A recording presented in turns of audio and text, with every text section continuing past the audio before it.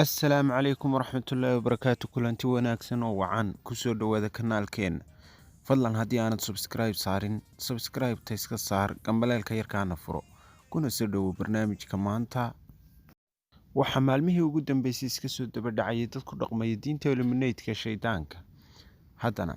waxaa la sheegayay in fanaanka weyne Qamar Sugaani uu isla diintaasi galay waxayna arrintaasi soo shaacbaxday kadib markii Qamar Sugaani ay isku dhaceen wariye weyn oo baraha bulshada wax ku faafiya kaasi oo sheegay in heesu leeyahay oo Maryan Axmedey la dhaho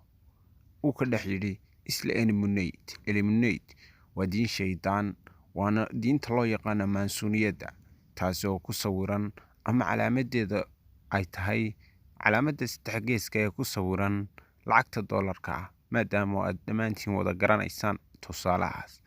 diintaasna dadka haya waxay la soo xidhiidhaan badanaa dadka bulshada saameynta ku dhex leh si ay u aftuubtaan isla bulshada haddaba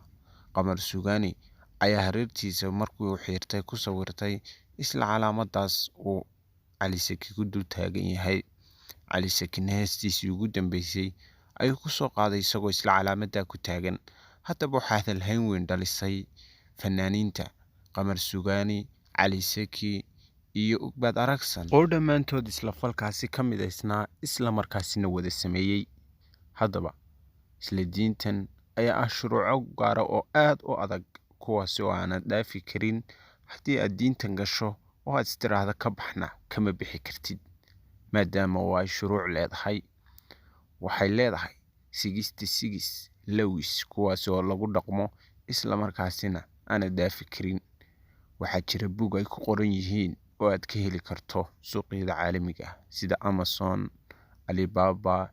iyo majalado kale oo aad ka heli doonto isla buugtaas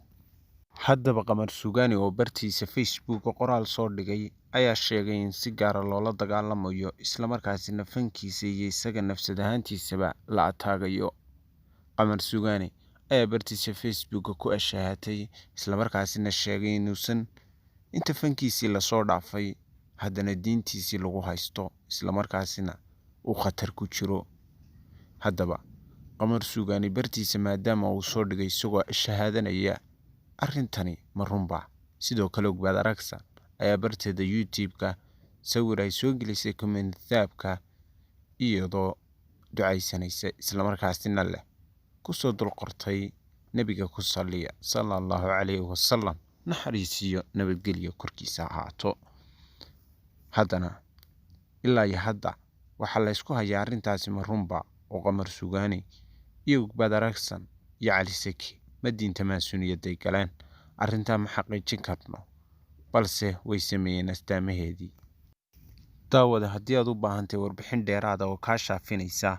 isla diintan maansuuniyadda waxaad ka baadhi kartaa qaybaha kala duwan ee internetka si aad u hesho warbixin faahfaahsan oo taayada ka faahfaahsan